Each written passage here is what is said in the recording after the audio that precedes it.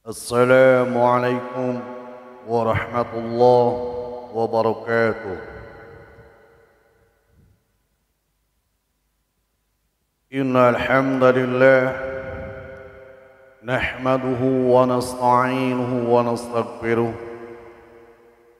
ونعوذ بالله من شرور أنفسنا ومن سيئات أعمالنا. من يهده الله فلا مضل له ومن يضلل فلا هادي له. أشهد أن لا إله إلا الله وحده لا شريك له وأشهد أن محمدا عبده ورسوله. اللهم صل على سيدنا محمد وعلى آل سيدنا محمد.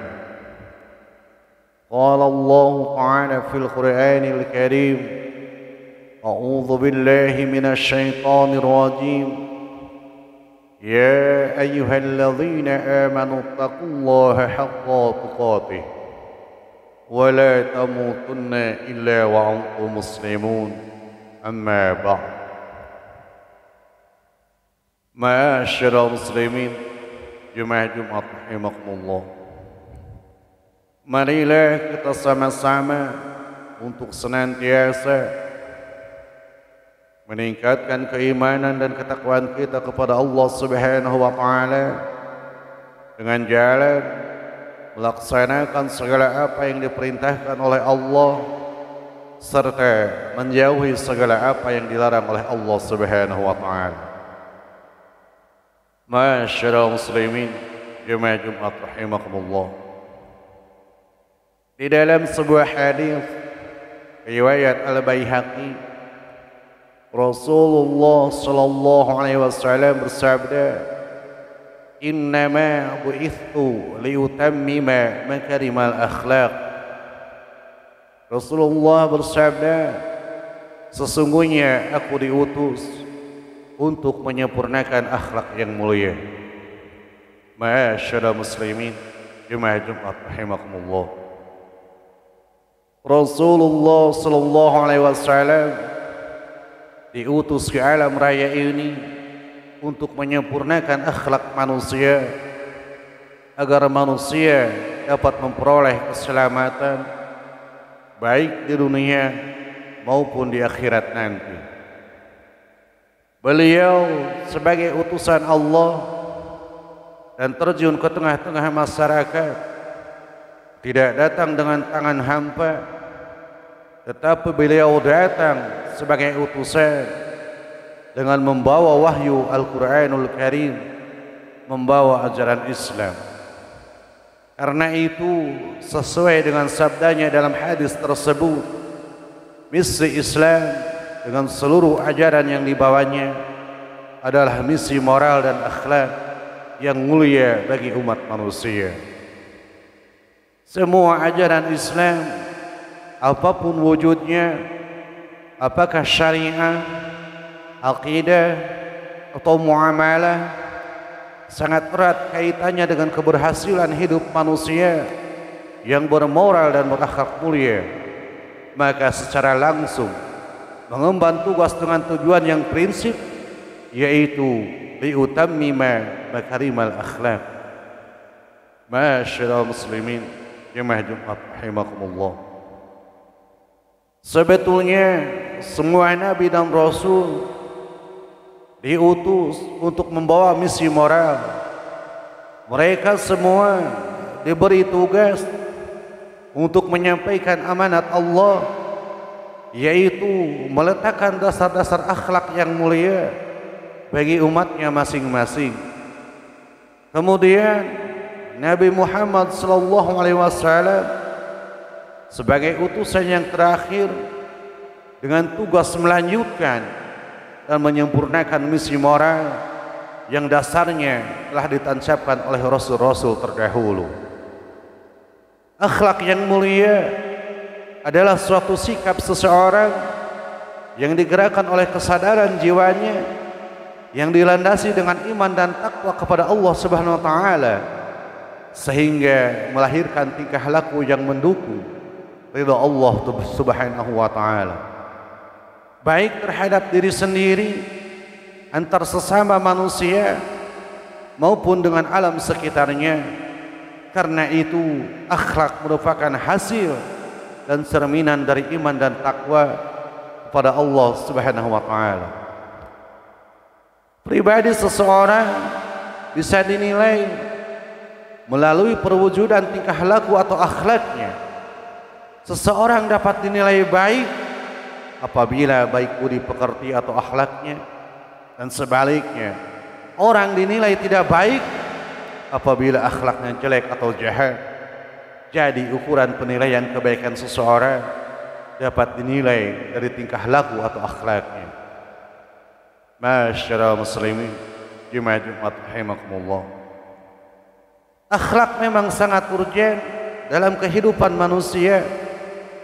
Urgensi akhlak ini tidak saja dirasakan oleh manusia dalam kehidupan perseorangan, tetapi juga dalam kehidupan berkeluarga dan bermasyarakat, bahkan juga dalam kehidupan berbangsa dan bernegara. Akhlak adalah mustika hidup yang membedakan manusia dengan hewan. Manusia tanpa akhlak akan ketinggalan derajat kemanusiaannya sebagai makhluk Tuhan yang paling mulia dan merosot ke derajat kebinatangan. Manusia yang telah membinatang ini sangat berbahaya sekali. Dia akan lebih jahat dan lebih buas dari binatang buas itu sendiri. Maka jika sekiranya akhlak telah hilang dari diri masing-masing pribadi, kehidupan akan menjadi hancur dan berantakan. Orang tidak lagi peduli soal baik dan buruk, halal dan haram, tetapi bicara tentang kalah dan menang, dan kekerasan dan penindasan.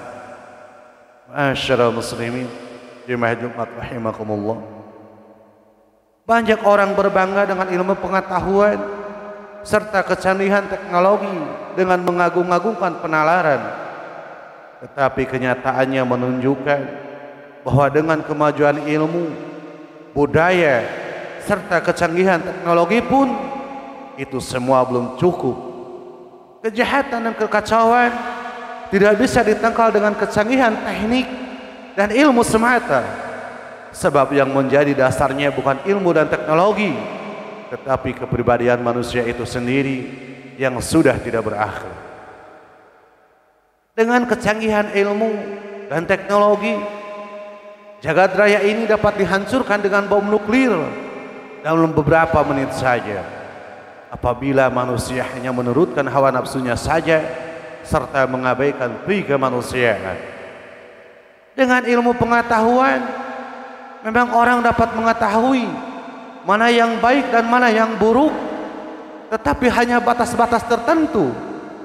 Manusia tahu mana yang baik dan yang buruk, bisa membedakan antara yang baik dan yang buruk, tetapi manusia belum tentu melaksanakan yang baik dan meninggalkan yang buruk. Sekedar mengetahui kebaikan dan keburukan tidak akan timbul dorongan untuk memberikan kekuatan pada diri seseorang. Karena itu peranan akhlak dalam kehidupan manusia melebihi peranan ilmu pengetahuan. Barakallahu li wa lakum. Alhamdulillahilladzi arsala rasulahu bil huda wa dinil haq liyudhhirahu 'ala ad-dini kullihi wa kafaa billahi shahida. Asyhadu an la ilaha illallah wahdahu la syarika lah wa asyhadu anna Muhammadan 'abduhu wa rasuluh. Allahumma shalli 'ala sayyidina Muhammad wa 'ala ali sayyidina Muhammad. قال الله تعالى في القرآن الكريم: أعوذ بالله من الشيطان الرجيم يا أيها الذين آمنوا اتقوا الله حق تقاته ولا تموتن إلا وأنتم مسلمون أما بعد. Masyaallah muslimin, jemaah Jumat rahimakumullah. Pokok-pokok ajaran Islam adalah mengajarkan kepada manusia tentang pembentukan akhlak yang mulia. dengan dasarnya Al-Quran dan penjabarannya Al-Hadis, sebagaimana telah diteladani oleh Rasulullah SAW. Dengan akhlak itulah manusia berhubungan dalam rangka keselarasan antara sesama dan pengabdian kepada Al-Khaliq. Manusia bisa merusak akhlaknya bila keimanannya goncang, dan kegoncangan iman itu bisa dipengaruhi oleh hawa nafsu. Maka Rasulullah SAW memperingatkan, perjuangan yang paling berat adalah perjuangan melawan hawa nafsu.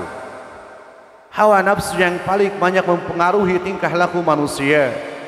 Makin tinggi melawan hawa nafsu, makin stabil imannya dan makin baik tingkah lakunya atau akhlaknya. Jadi memelihara akhlak dalam Islam adalah dengan memantapkan imannya dan bertakwa kepada Allah Subhanahu wa taala serta mampu mengendalikan hawa nafsunya. Sedangkan untuk mewujudkan kesadaran sebagai hamba Allah yang bertakwa adalah dengan ibadah kepada Allah Subhanahu wa taala. Ibadah berfungsi untuk menyadarkan diri sebagai hamba Allah yang selanjutnya membentuk takwa, yaitu dengan cara menjauhi larangan-larangannya dan mengerjakan segala perintah-perintahnya. Dengan demikian umat Islam akan beramal, kemudian dengan sikapnya tersebut akan lahirlah yang baik dan amalan-amalan yang soleh, dan inilah yang disebut akhlakul karimah dalam Islam. Dengan demikian setiap muslim bertindak dalam hubungannya dengan Tuhan, dengan sesama manusia, masyarakat, serta di mana dia hidup sesuai dengan penalaran yang telah digariskan oleh Allah Subhanahu wa taala. Masyaallah muslimin, jemaah Jumat rahimakumullah. Di akhir khutbah ini, marilah kita sama-sama berdoa kepada Allah Subhanahu wa taala agar Allah Subhanahu wa taala senantiasa meningkatkan keimanan dan ketakwaan kita kepadanya. A'udzu billahi minasyaitonir rajim. Bismillahirrahmanirrahim. Alhamdulillahi rabbil alamin. Allahumma salli ala sayyidina Muhammad wa ala ali sayyidina Muhammad. Rabbana la tu'akhidna in nasina aw akhtana. Rabbana wa la tahmil alaina isran kama hamaltahu ala alladhina min qablina. Rabbana wa la tuhammilna ma la taqata lana bih.